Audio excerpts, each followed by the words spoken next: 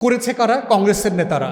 কিন্তু দেখবেন পাকিস্তান সৃষ্টি, ভারতের বিভক্তি, পার্টিশন, বাংলা বিভক্তি, এর প্রত্যেকটা দায় দেওয়ার প্রশ্ন যখন আসে তখন দেখবেন দায় দেয় জিন্নাকে, মুসলিম লীগকে। কংগ্রেসের এবং মুসলিম লীগের এই দুই অংশ মিলে কিন্তু সবাই চেয়েছিল যে আমরা ভারতেও যাব না, পাকিস্তানেও যাব না, আমরা একটা স্বাধীন বাংলা রাষ্ট্র করব বাঙালিদেরকে নিয়ে। বাঙালি মুসলমান, বাঙালি হিন্দু সবাই মিলে একটা বাঙালি রাষ্ট্র হবে। জিন্নার কাছে যখন তারা প্রস্তাব নিয়ে গেছেন, জিন্না কিন্তু এই প্রস্তাবের সাথে একমত হয়েছেন, বলেছেন যে আমার কোনো আপত্তি নাই, তবে একটা ডট দিয়ে রাখি, স্বাধীন হওয়ার পরে ভারত তোমাদেরকে দখল করে নেবে। এটা তোমাদেরকে ডট দিয়ে রাখলাম, তোমরা যদি স্বাধীন থাকো ভারত তোমাদেরকে স্বাধীন থাকতে দেবে না।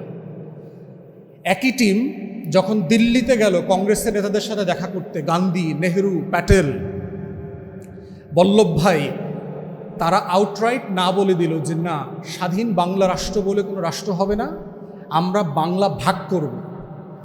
আপনারা যদি মনে রেখে থাকেন যে ভারত পাকিস্তান ভাগ হওয়ার বেসিক প্রিন্সিপালটা ছিল কালচারাল এবং রিলিজিয়াস আইডেন্টিটির জায়গায়, যে মুসলিম মেজরিটি স্টেটগুলোকে নিয়ে একটা রাষ্ট্র হবে, মুসলিম হিন্দু মেজরিটি স্টেটগুলোকে নিয়ে আর একটা রাষ্ট্র হবে।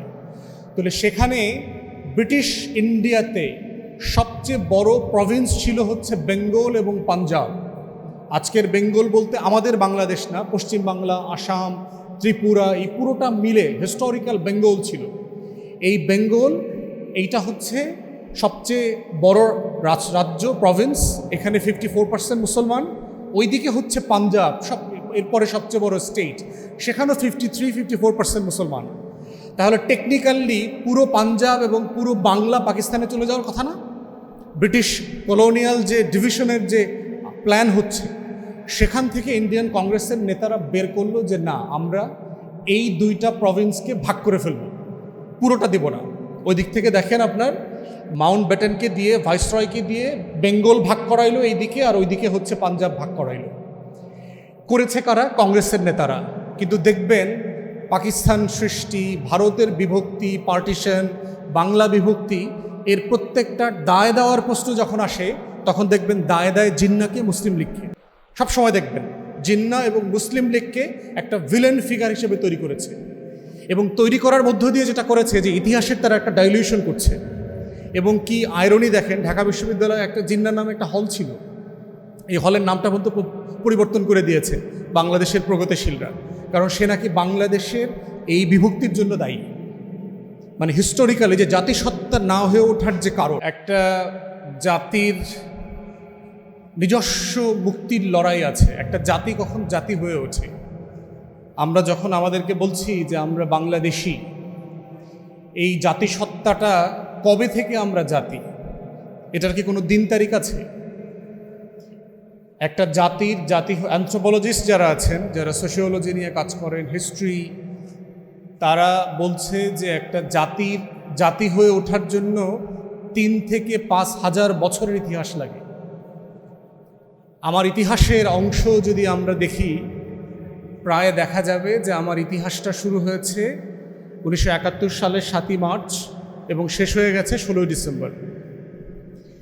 এই 9 মাসের মধ্যে আমার ইতিহাসটাকে বেঁধে ফেলে বলা হচ্ছে, একই লোক যারা এই বয়ানটা তৈরি করছে তারাই আবার বলছে 1000 বছরের শ্রেষ্ঠ বাঙালি, অবিসংবাদিত নেতা। শুনেছেন না আপনারা এই শব্দগুলো? তাহলে আমার ইতিহাসের বয়স 9 মাস, কিন্তু ওই 9 মাসে যিনি পলাতক ছিলেন, বিদেশে নির্বাসিত ছিলেন, তাকে বলা হচ্ছে আবার 1000 বছরের নেতা। তাহলে এটা কন্ট্রাডিক্টরি হয়ে গেল না? প্রপোজিশনটা কন্ট্রাডিক্টরি প্রপোজিশন হয়ে গেছে। তাহলে সেই কন্ট্রাডিকশনের মধ্যে আমার জাতি কোথায়? দেখেন জাতি কারা? কুর্দি একটা জনগোষ্ঠী আছে, আপনারা যদি নাম শুনে থাকেন, কুর্দি জনগোষ্ঠী। এইটাকে ব্রিটিশ এবং ফ্রেঞ্চ কলোনিয়ালিস্টরা 4 টুকরা করে 4 দেশে ভাগ করে দিয়ে আসছে। 1 টুকরা হইল ইরাকে, 1 টুকরা ইরানে, 1 টুকরা তুরস্কে, আর 1 টুকরা হইল সিরিয়াতে। এবং 4 জন 4 ভাষায় কথা বলে। ইরাকি কুর্দিরা হচ্ছে আরবিতে কথা বলে, ইরানি কুর্দিরা হচ্ছে ফার্সিতে কথা বলে, তুর্কি কুর্দিরা হচ্ছে তুর্কি ভাষায় কথা বলে, এবং সিরিয়ান কুর্দিরাও আরবিতে কথা বলে, বাট কুর্দিদের নিজস্ব একটা ভাষা আছে, কিন্তু সেই ভাষাটা প্রায় হারায় গেছে।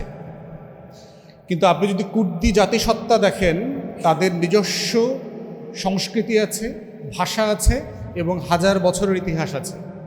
আমাদের মুসলমানদের ইতিহাসে আমরা প্রায়ই সালাউদ্দিন আইয়ুবীর কথা বলি, যিনি এই ক্রুসেইডারদের থেকে বাইতুল মুকাদ্দাসকে আবার নতুন করে বিজয় করেছিলেন প্রায় কয়েকশো বছরের অকুপেশনের পরে।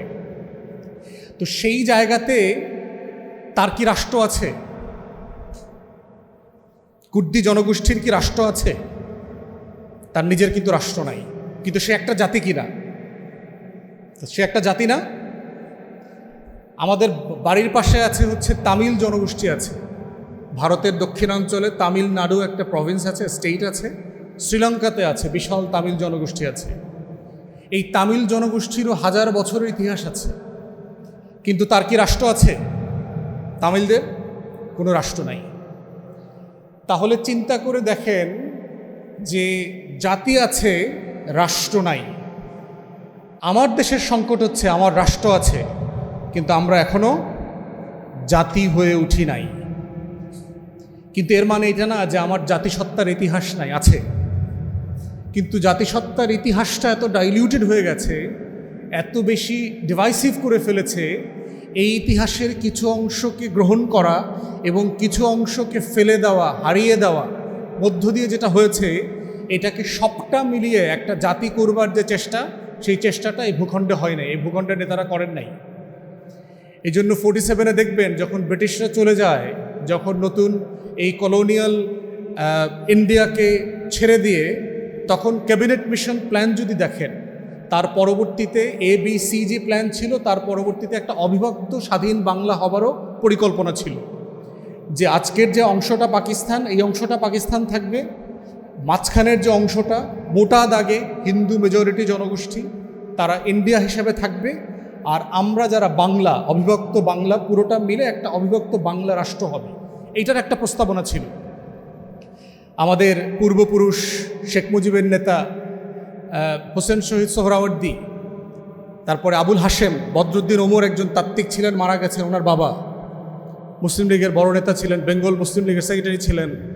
এরপরে ওদিক থেকে হচ্ছে আপনার শরৎচন্দ্র বসু পরিবারের বড় প্রমিনেন্ট পলিটিশিয়ান ছিলেন কিরণ শঙ্কর রায়।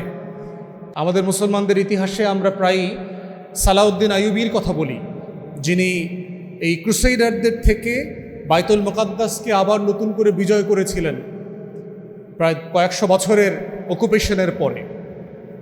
তো সেই জায়গাতে তার কি রাষ্ট্র আছে? কুর্দি জনগোষ্ঠীর কি রাষ্ট্র আছে? তার নিজের কিন্তু রাষ্ট্র নাই, কিন্তু সে একটা জাতি কিনা?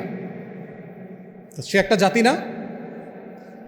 আমাদের বাড়ির পাশে আছে হচ্ছে তামিল জনগোষ্ঠী আছে, ভারতের দক্ষিণাঞ্চলে তামিলনাড়ু একটা প্রভিন্স আছে, স্টেট আছে, শ্রীলঙ্কাতে আছে বিশাল তামিল জনগোষ্ঠী আছে। এই তামিল জনগোষ্ঠীরও হাজার বছরের ইতিহাস আছে, কিন্তু তার কি রাষ্ট্র আছে? তামিলদের কোনো রাষ্ট্র নাই। তাহলে চিন্তা করে দেখেন যে জাতি আছে, রাষ্ট্র নাই।